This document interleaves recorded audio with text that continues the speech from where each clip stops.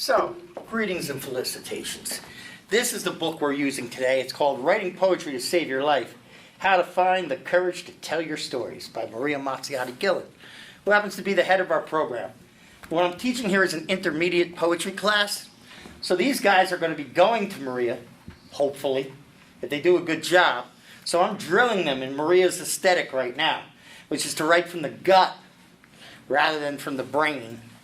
Okay? And so, do I have a volunteer here to get up here and read first? Or am I suddenly going to have to figure... Are you willing to volunteer, sir? Yeah, the man with the Charlotte Hornets hat is going to volunteer. Good hat. Take the hoodie off. He's going to stand here and read. And what's this poem that you... Okay, what was the prompt you decided to do? Speak loudly so we can hear you. I did, This Really Happened. All right, that's one of Maria's prompts in the book. This really happened. All right, so you want to turn to face the camera? Yeah, sure. With your tablet? Okay. Here we go. I'll get out of your way. Okay. There you go. It's all you. Okay. Give your name. My name is Zach. This is Zach. Yeah. This Really Happened is the title. This really happened, but we weren't meant to be.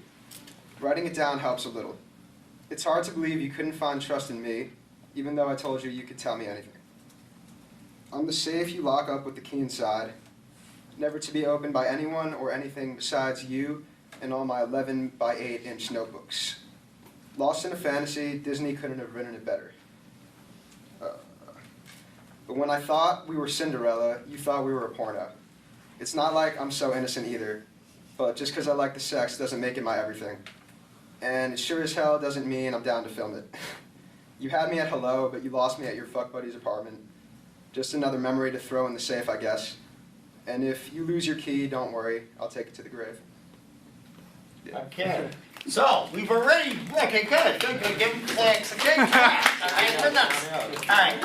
So, how did you feel about writing that poem? Do you feel you wrote it straight from the gut? Yeah. You do? I do, yeah. So what was it about? This girl. And what about this girl? This girl that I was seeing. And she wanted to film...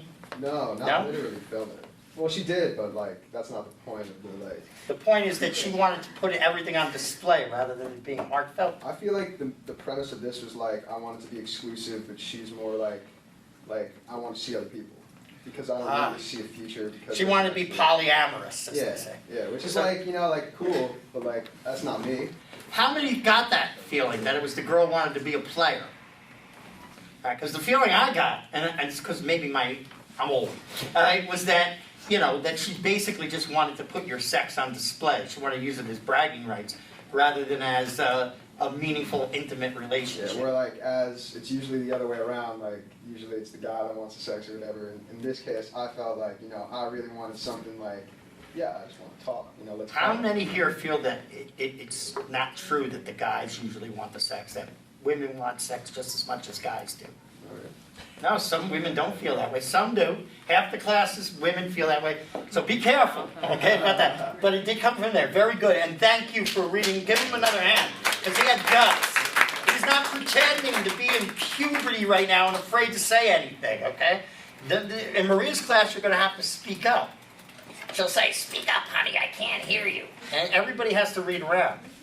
So if I come to that class, so if I come to that class and I find somebody in here that was closed like a clam, suddenly opening and singing like an aria, I'm going to be very upset. Why are you looking at me? Because you're supposed to, you got to go next. Okay, fine. Okay, good. We have somebody, give your name, speak your name. My name is Lily Schulberg. Lily Schulberg, okay. And the prompt that I did was, is there anything in the world sadder than?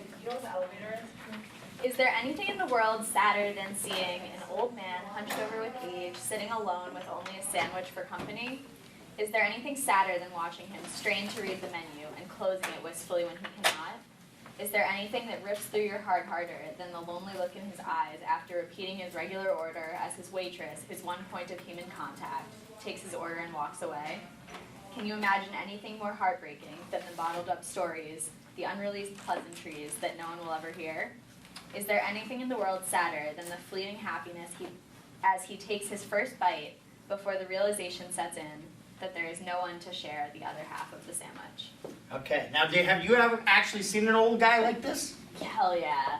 Where? Hell yeah. Now that's how to begin your poem. Get it? That's what Maria means by the gut. Use your real language. That is very careful. It gives a nice portrait of him. But what did you see? Hell yeah. Now tell me about this. The hell yeah, who was it and where?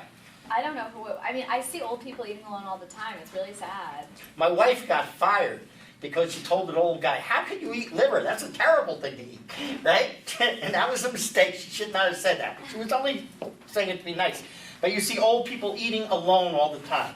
But you're sure they're lonely. Have you ever eaten alone and been lonely? Well, I like eating alone. How do you know they know? I don't know. That's right. You don't know, but you're imagining it, right? Yeah. So that's what it. makes it so sad. Well, the next time you see an old man doing that, you should go sit with him and say, you mind if I sit down? I need some company. I feel alone. And say, how do you feel about eating alone? I hate it. And actually see what he thinks. Do some research. Okay. How about, I mean, wouldn't it be great if we had, maybe we could come up with a poem, because usually we got to think about that. Certain situations we say, old man sitting alone must be lonely. But maybe he's just crabby. Maybe he likes being alone. So what I would have you do is write this poem. I like this poem. Okay, don't get mad at me, Lily. No, all right? yeah. But the coordination of old man with loneliness alone is the same as the coordination of sunset with beauty to a certain extent. It's like typical. What can we do to make this old man different than other old men that are all alone? Maybe he wears a very cool hat. Maybe he has 6 chins. All right? Maybe he's ordering something on the menu that nobody ever orders. Maybe he notices you watching and you're trying not to be seen watching him. Anything you can add that will make this situation unique to this one guy will be great. Okay. You get what I'm saying? So, Yeah. right, and we're going to come back to you later because we're going to see what you do with that. All right, who wants to read now? Okay, great, great. Give your name. All right. My name is Michelle. And Michelle, what sorority is this you belong to? Oh. Go give them a shout out. All right. I'm part of Sigma Iota Alpha. Okay, and that sorority is? It's a Latin sorority. Okay. Okay, here we go. All right. So the prompt that I chose was "This really happened," and here it goes. Hey guys, are you listening? Guys, I'm serious. Okay. Well, guess who I saw? Ask me. Who? So I was sitting by the benches at the pier. Yeah, the pier. And I'm in my red tulle prom dress. Why were you sitting? I was enjoying the moment, I guess. Anyways, in the corner of my eye, I saw a familiar face. Not all there, but his bleak essence there. Engrossed in the girl that replaced me. No. Yes, and to be quite honest, I smiled. My relentless belief that I'd never get over my first true love was long gone. And I looked towards the sun, towards new beginnings, and the tingles of my ever-sweet caress of my red tulle prom dress. Okay. So, all right, give her a hand. We all clap. We get the air moving in our lungs, first of all. Now, you have a very high vocabulary. Would you use that if you were telling your friends? Is that the words you would use? The essence of his former... You would use that word. I think you would. I know you. All right. Could you read it again? Because we're going to go look at it at different parts, if you don't mind. Go ahead. Hey guys, are you listening? Guys, I'm serious. Okay. Well, guess who I saw? Ask me. Who? So I was sitting by the benches at the pier. Yeah, the pier. And I'm in my red tulle prom dress. Why were you sitting? I was enjoying the moment, I guess. Anyways, in the corner of my eye, I saw a familiar face. Not all there, but his bleak essence there. Engrossed in the girl that replaced me. No. Yes, and to be quite honest, I smiled. My relentless belief that I'd never get over my first true love was long gone. I looked towards the sun, towards new beginnings, and the tingles of my ever-sweet caress of my red tulle prom dress. Okay. Now, it's a nice scene, and notice you're doing something very challenging. You're writing the whole poem, almost except for the ending, in dialogue, which is not easy to pull off. Now, notice that the dialogue, anybody here notice that the dialogue kind of has a vernacular feel in the beginning? Hey, what's up? You know, that kind of feeling? Did anybody notice that? Guys, kind of casual, right?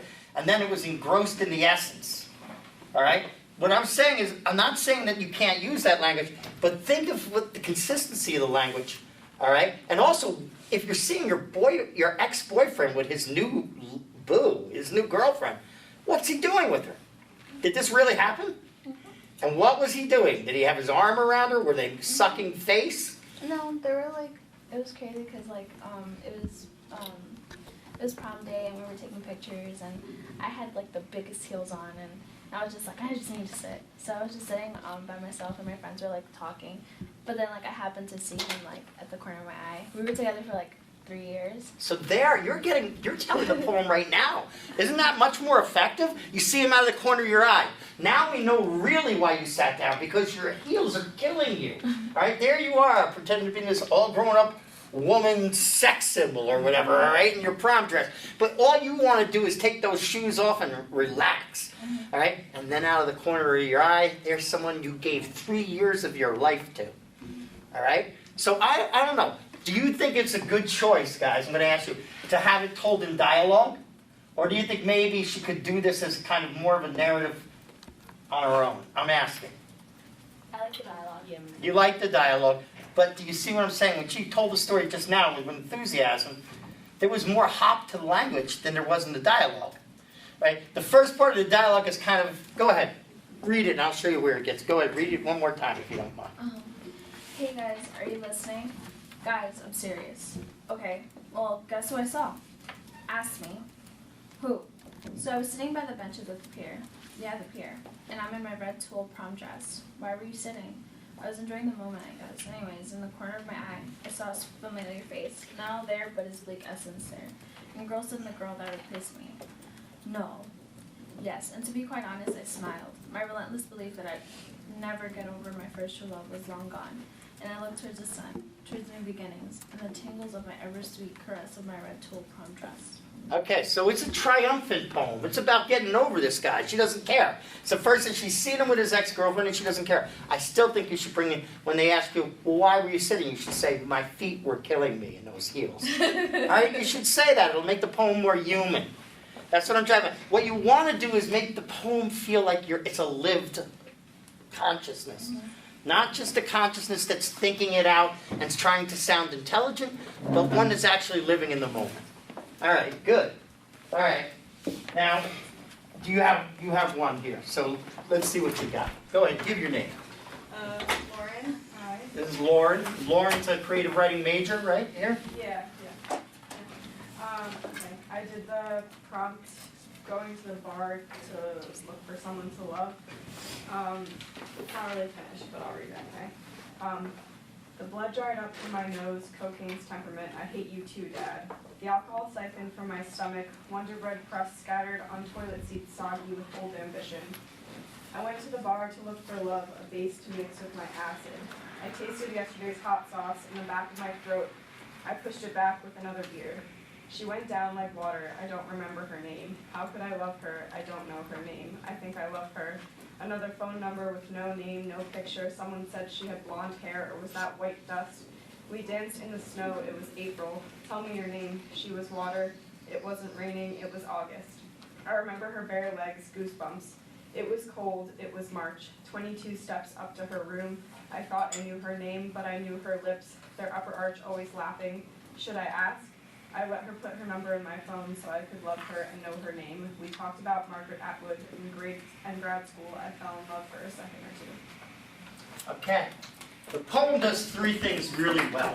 Yeah, it's good. Go ahead. All right. The three things it does is it uses detail. Also, it uses disorientation. It uses being on a drunken night, all right, maybe looking for love, all right, and, all right, with the whole idea of, I don't know her name, I only know her lip, I know this and that. So the idea of piecing together a memory that's not all that stable. So that's there. But also the idea of longing is there. All right? I'm going to just ask anybody for whom that, can anybody here remember one detail from the poem? Yeah. When it was cold, it was March, I think. I don't know exactly what. It was cold, it was March. Goosebumps on the legs. Goosebumps on the legs. 22 steps to her room. Okay, 22 steps Wonder through. bread crust. Okay, what was that one? Wonder bread crust. Wonder bread crust. The blonde hair, is it white dust? Blonde hair or white dust. So a lot of the images are, that's the first time you guys have ever heard that poem, and you just remembered 6 or 7 images from it. That usually indicates that a poem is reaching you. All right? So you want that kind of vividness in your own writing. All right, so not bad. Why do you say it's not finished? I I just was gonna keep going, but then you asked me to read. Yeah, well, okay, so how do you think you're gonna finish it now? Do you got any idea, or are you just leading into it? What do you think? I don't know. After I read it, I kind of liked the end.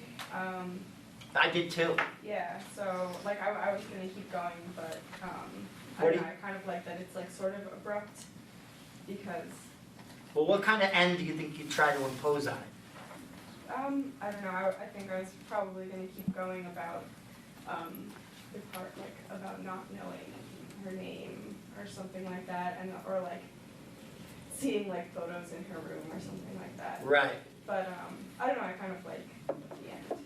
Well, this is what we're gonna do. I'm gonna let you end it that way, right? Okay. But then I also want you to write more, if you can, okay? And then write until the poem seems to tell you, the hell with it, you're done. Okay? All right, now, do you have something over here? Give your name.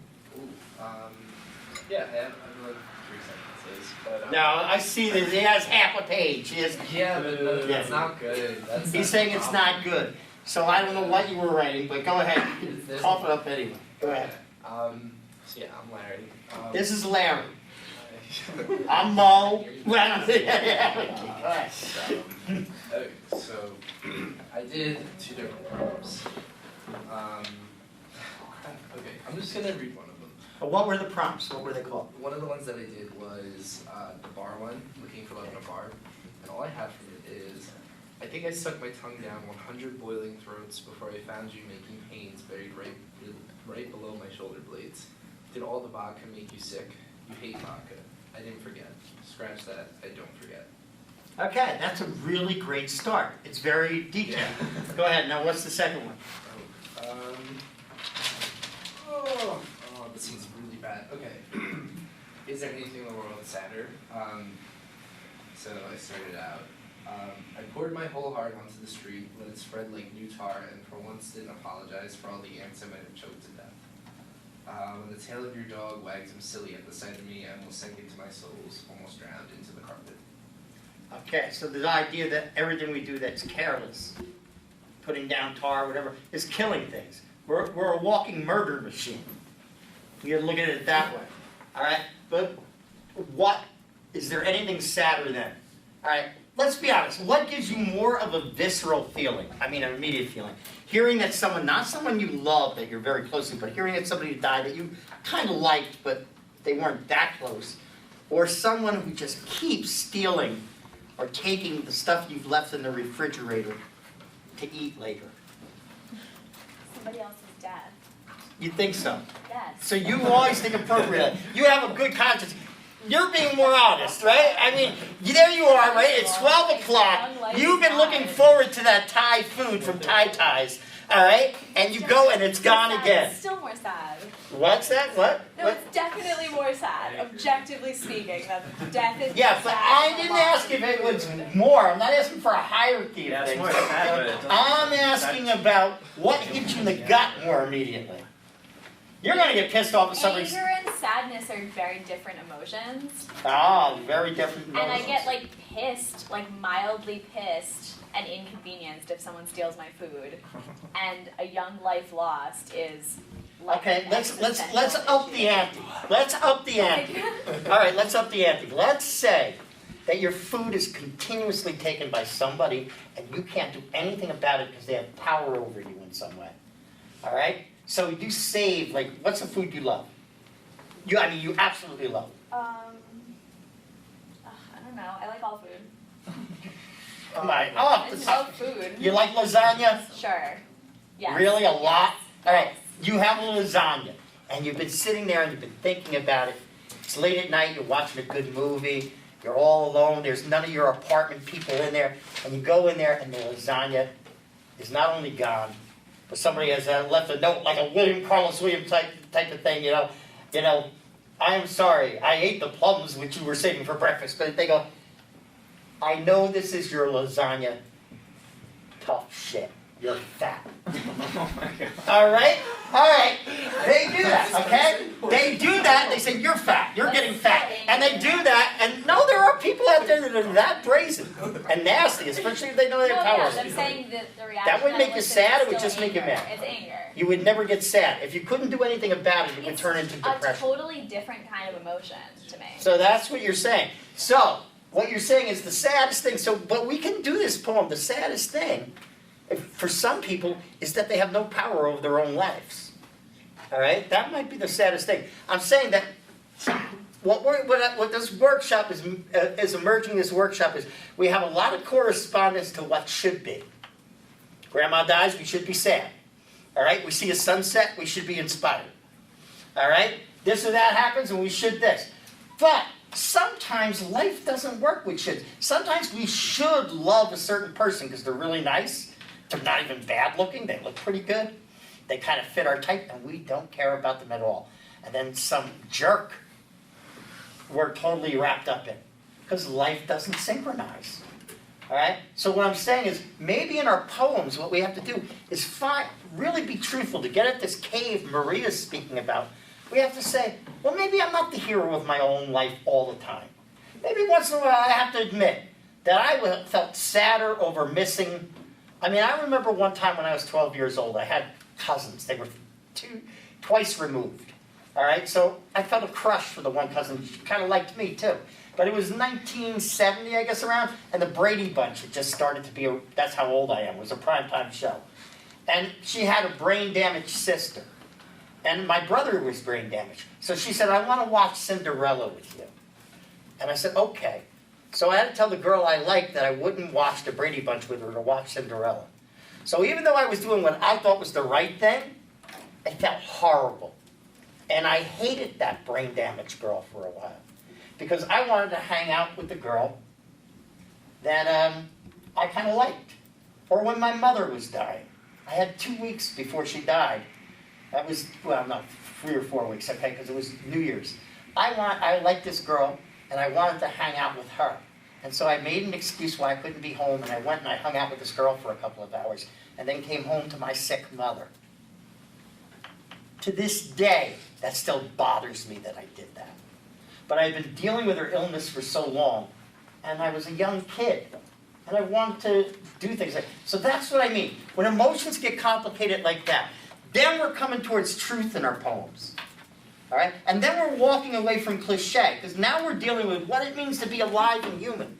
That's all I'm saying, Lily. And I think, knowing you, I think you are the type of person that would be sadder for the death. But knowing me, and knowing my qualities, all right, as I do, I would be sometimes, and sometimes I'd say, oh, that's really terrible. Oh, that's horrible, because I've seen so much death, I'm almost numb to it. And then I'd be really upset that my wife ate my lasagna. All right? And I'd even get sad about it. I'd be thinking about the lasagna. I'd be lamenting it. So you could do a lament over a stolen lasagna. I mean, whatever. But I see your point. Anybody else have let's see, you should all have prompts by now. Shannon? No.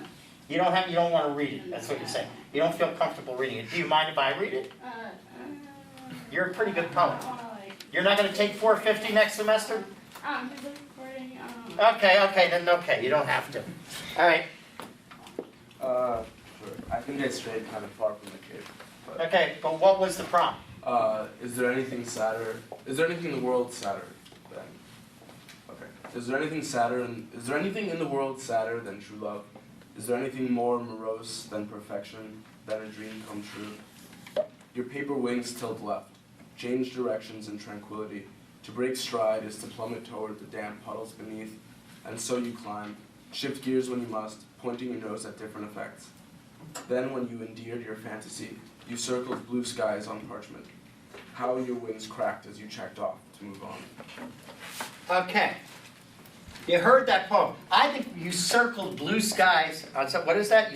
Parchment? I love that. What was You that? circled blue skies on parchment. All right, that should be your beginning of the poem. Because that's a detail. The other stuff's pretty general. True love. What is true love? All right, I remember that I knew the most intimate thing I ever did with somebody was take off their glasses. Because people don't let you take off their glasses if you're really close to them. I mean, unless you're really close to them. No one ever gets funny, you're smiling at me. Why? Yeah, It's true.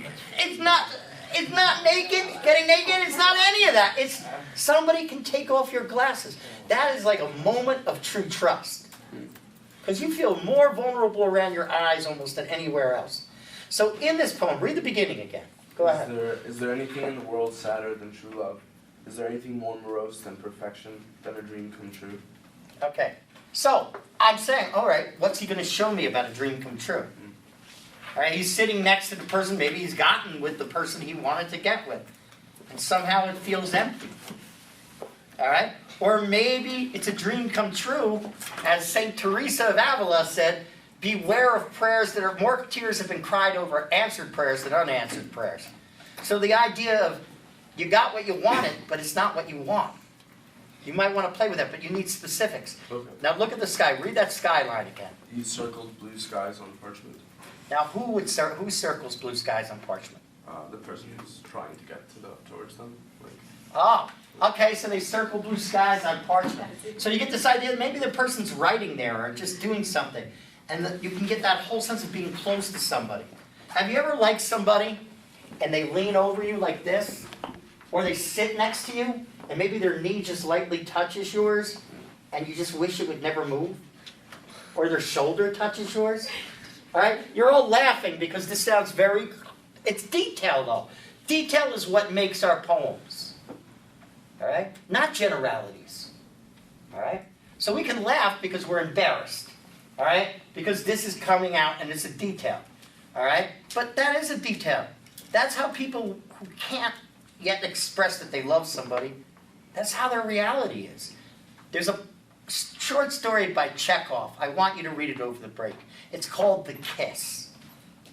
In that story, there's a very shy cavalry guy. He's in the cavalry. And he is invited to this party of this nobleman who likes to see himself as this strategist, war strategist. And he goes there and he goes into a dark room and a girl comes and kisses him. And then she leaves. Oh, and she leaves. For 3-4 months, almost a year, he carries this moment with him. And you get the feeling just by him carrying it that he's a very lonely man who hasn't had much happen to him in his life. And he builds this woman up into like, you wouldn't believe, into this fantasy. And then he goes back to that house.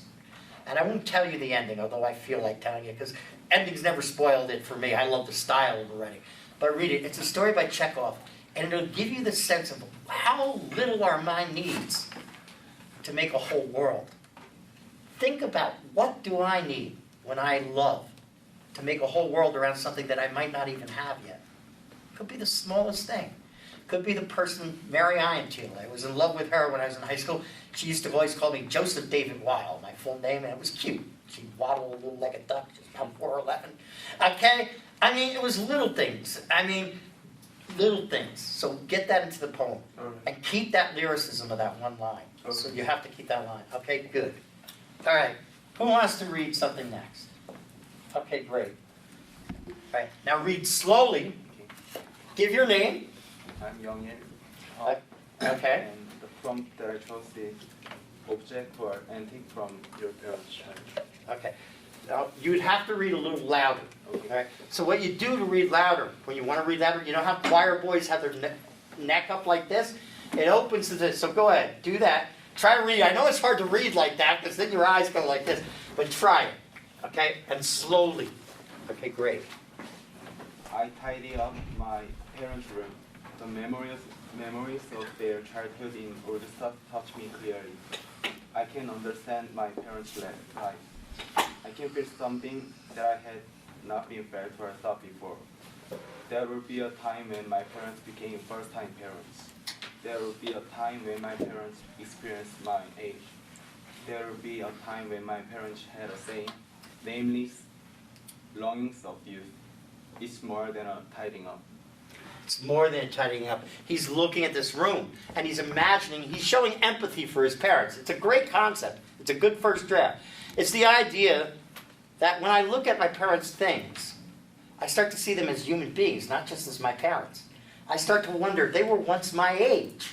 They were once in love. All right? They were once awkward in a class with Joanne. No, but I say, all right? They were once these things. There's a poem by Sharon Olds called 19 Photos from 1938. Maria often uses it in her class. use that. I'll send the poem to you. Look at it and see what she does, how she imagines her parents. But you did a similar thing without that prompt. What was the inspiration for this poem? Was it one of the prompts I gave you today or a prompt I had given you earlier? So I got an idea from the word antique. The word antique. So it was the prompt about describing antiques in the house. All right. If you can find a specific thing that's in your parents' room and talk about it, that would be great. All right. In my parents' room, we had an infant of Prague, which is a statue of baby Jesus with a crown on his head. And that's where they would keep the money that they needed, extra money when they were broke. Was let's go up Jesus' dress, they would say, because he'd be wearing this gown, and they'd go up there and get the extra money they needed for something. But that I remember. All right, good. All right, somebody else want to do? Yes, go ahead.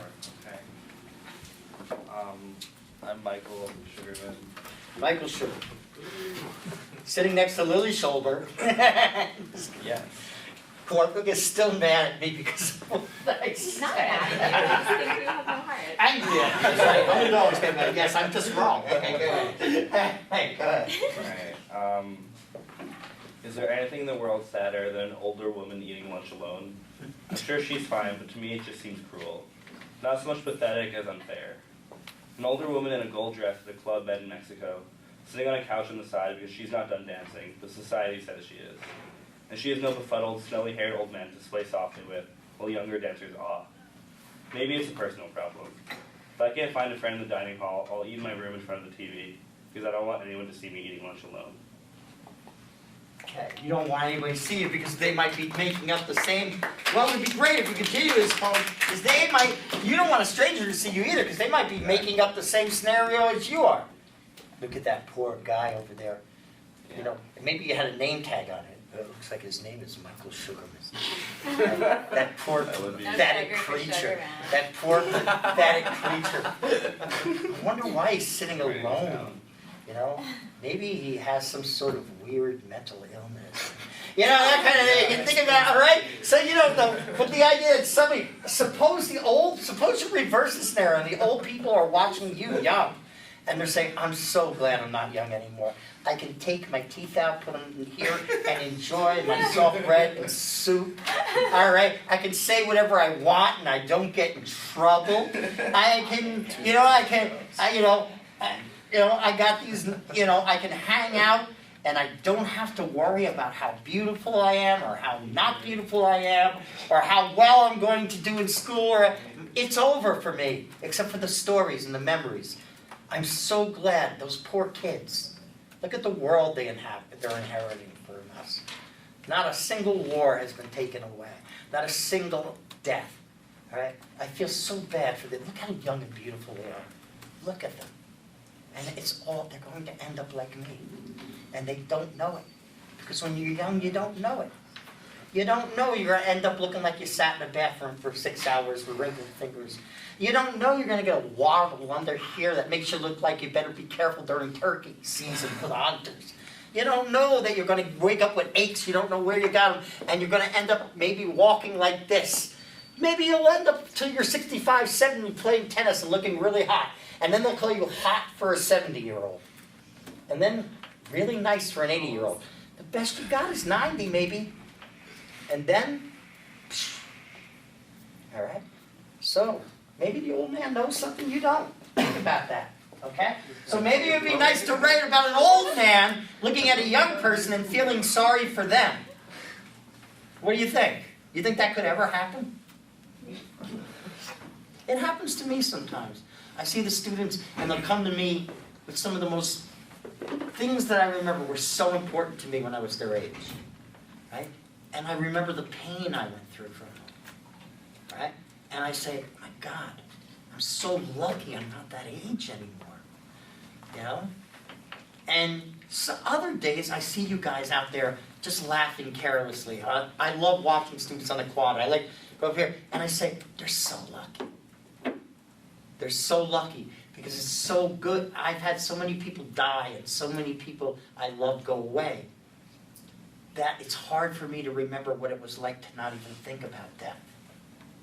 Okay? So, from either standpoint, we can see luck. All right, who else has a poem here? Anybody? Nobody? Okay. Sean, this is what we're doing today because we're working, trying to get some students prepared to try out for Maria Gillen's class in a set way. And I'm trying to get them to go to the cave. And I got a feeling having a cyclops in the class is kind of inhibiting this old cave word movement. All right? But I give them a lot of credit. Give yourselves a hand. All right? For doing this. Tommy, you want to say anything? Tommy's here. He set this up. He's kind of my administrator. We're going to post this on the show. Yeah. All right, so Tommy, come here. As a new administrator, here, sit here and say something. I don't know. Tommy's a singer, fiction writer. You know, he's supposed to be working on his honors thesis. He hasn't done that yet. Nope. He's too busy working with ellipsis. Yes. And getting the magazine going. Go ahead. Anything you want to say. Guys, poetry is an art. It's the art of not succeeding. Now go ahead. It's the art of finding details in the things that you don't. Poetry, guys. See, I can't do that. That's one of the things I do have about you. Okay, Tommy. I didn't mean to put you on the spot. So what we're doing, how much time do we have left? How many minutes do we have left, guys? 15. Okay. So I'm going to leave you, anybody want to read a poem from last Thursday or whatever that you brought with you from the class? You had a good poem. You had a good poem going last Thursday. You didn't throw it out, did you? No, I edited it. You edited it. Okay. So do you mind reading it? Yeah, I can read it. Okay, great. Give your name. Oh, man. Go ahead, say it again. What's your name? I'm Nana. Hi. This is Nana. Hi, oh my. Okay. No, okay. I love the color of that hat. Thank you. It's kind of a blue-gray. It's very, I'm sorry. I'm a ski hat person. All right, go ahead. This was the No Blacks Need Apply. How do you raise a child? What are some of the qualities you tell them they must possess in order to be great? What do you tell them it takes to be successful? Well, number one, whatever you do, don't be black. You make people uncomfortable when you do that. You're poor and you can't be trusted. You remind everyone of night and of all the bad in their lives. Even when you sit silent in the back, you're still too loud. You're never enough or always too much. But let's say you can't help it, and the melanin just overtook you. Now what do? Relax and sew. Relax yourself because you're too rowdy. And relax your hair because when you leave it the way it is, it looks untamed. You look beastly. And if your hair isn't a good length or you're too busy to maintain the straight hair, just sew someone else's in because yours simply isn't beautiful. It just isn't right. My son, make sure you never go to an interview with that afro. Cut off all your identity and make yourself look proper. Don't travel in large groups of people that look like you unless you dress like them. If you do, you are bound to be locked up, stopped, or shot. And once you're gone, all they'll say is he had too much black on, even if your outfit was neon. My daughter, everything on you is too large. Only thing small enough to stroke egos is your brain. You don't really have to use it because you'll only make 72 cents for every dollar he makes. Your body will make the coins. Your soul will make the dollars. And if you bleed sweet juice and have deep roots, in this society there just isn't a place for you. This is the reality of the world we live in, and I wish I could shelter you from it all, until you were old enough to be strong enough to deal with it. But there's nowhere to go to avoid this reality. But I want to tell you the real truth they try to hide from you. Son, you are great, just the way you are. Your physique is divine. Your presence is holy. You are a protector and creator. You don't let these people define you. Daughter, you are intelligent. You are the gravity Newton discovered. Your frame fits the perfect picture, and the right eyes will see you for you. You don't ever let these people silence you. Let truth be your language, love be your CO2, and let the inner light be your guide. Because no matter how much they deny, the world needs the greatness you have hidden inside. All right. So you really changed it a lot, and you edited it, and you added fuller. How do you feel about the poem now? It's better. All right. And how do you feel? Do you think you would have written this poem without that prompt? No. So what was the prompt? The prompt was writing a poem about no, however you identify, need apply. Yeah, because in the old days, they would have on signs, no Irish Catholics or Negroes may apply. Or they would, whatever group, they didn't like that particular year or decade or century. All right? So that was the prompt I gave.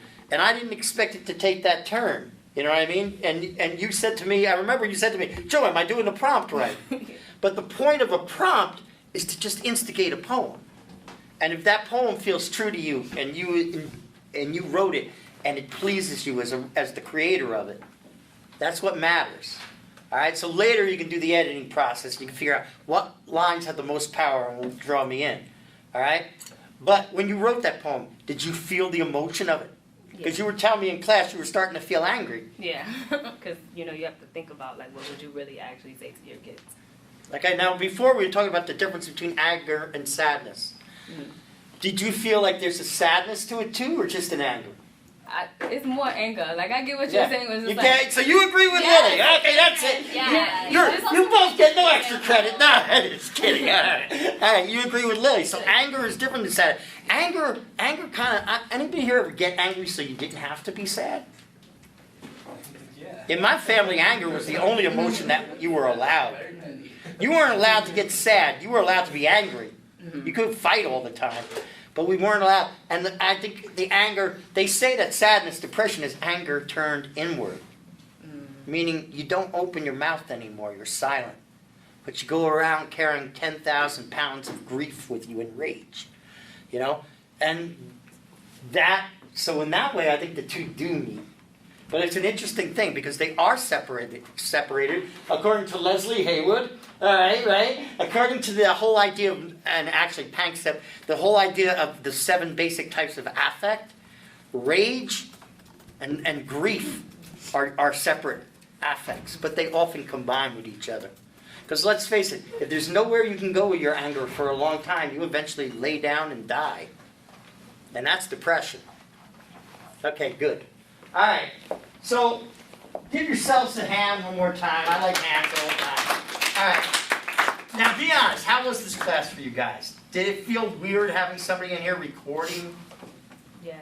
Why? What do you feel is going to happen? It's not like high school where the next day 600 people are going to say, "You look stupid on there." Or I remember one time they say, "Oh, Joe, your voice sounded really dumb on that video." All right.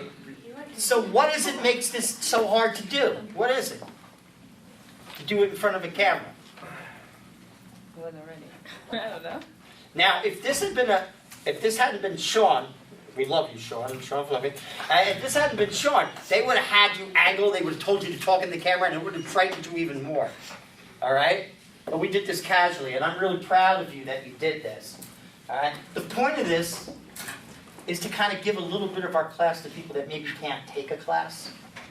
I have people on my Facebook site that maybe can't afford a class or come to a college, and they'd be able to watch this to see what we did. So maybe name the prompts. We'll go over. Go ahead. Name your name when we're at the prompt you did. This really happened. This really happened. Lily? Is there anything in the world sadder than? Okay. Going to the bar to look for someone to love. Going to the bar. I did the same one, but another prompt is back in the days when. Back in the days when. Okay. Did that? Anybody here do a prompt? Yes. Is there anything in the world sadder than? Anything in the world sadder than? And you did the prompt, the victory prompt. Oh, yeah. Which one? The one for your ex-boy, about seeing your ex-boyfriend, right? Oh, yeah. I like This really happened. Yeah, I like last week's prompt. Do you have last week's prompt? It was Which one was it? It was girls girls just want to screw. Girls just want to screw, right? It's a prompt about that. So next time, maybe when we get the camera in, you'll do that one? All right, good. All right, that's a wrap. So long now from the 350 Intermediate Poetry Class 2016. Okay, bye. Okay. All right, so we got one poem.